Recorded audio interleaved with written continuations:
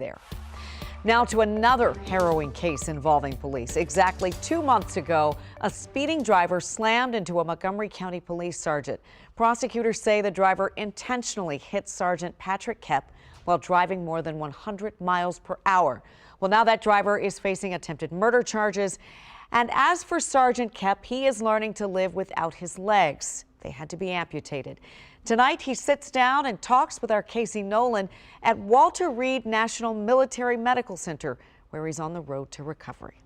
In the early morning of October 18th, Sergeant Patrick Kepp had finished his shift and was supposed to be headed home when he heard a call for service and answered it. I knew who it was, I knew what it was, and yeah, I technically get off at 3, but I'm in a police car and I'm driving in the county that I, am employed by and working for and trying to keep safe, so it was important to me to stay involved with it. Do you regret getting involved? Nope. Not at all. He's off the road. He is 19-year-old Rafael Mayorga. Sergeant Kepp had arrested him before for speeding.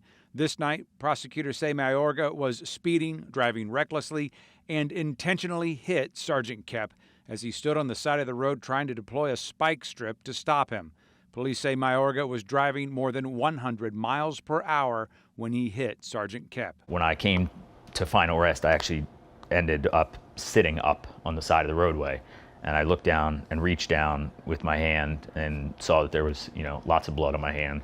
Doctors say the first officers on scene were able to stop the bleeding enough to save Sergeant Kepp's life, but he lost both of his legs. 100% and saved my life with all the people there. It just wasn't the two that, put the tourniquets on. Staying with me for, emotional support that were involved in the whole other side of it, which was the making sure that he was apprehended. Are you angry? That's tough to say. I mean, I am at times, but I try not to dwell on that at all, because what good does that do? I try to focus on the better emotions, the more positive emotions. And focused on his recovery, which includes a strenuous rehab at Walter Reed Medical Center. His goal is to get back to both of his jobs as a police officer on patrol and Division I referee on the football field.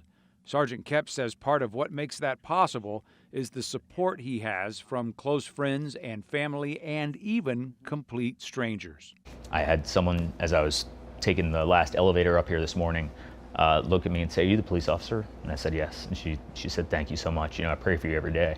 And that's a, kind of moving thing, thanks to everybody else too that cares and is following it. So. And pulling for you. Yeah, and pulling for me. Means a lot. It certainly helps you get through a day. Casey Nolan, WUSA 9. Wow, Sergeant Kepp is not a military veteran. He told Casey the only way he's able to get treatment at Walter Reed is because of a waiver he received through Maryland Congressman David Trone.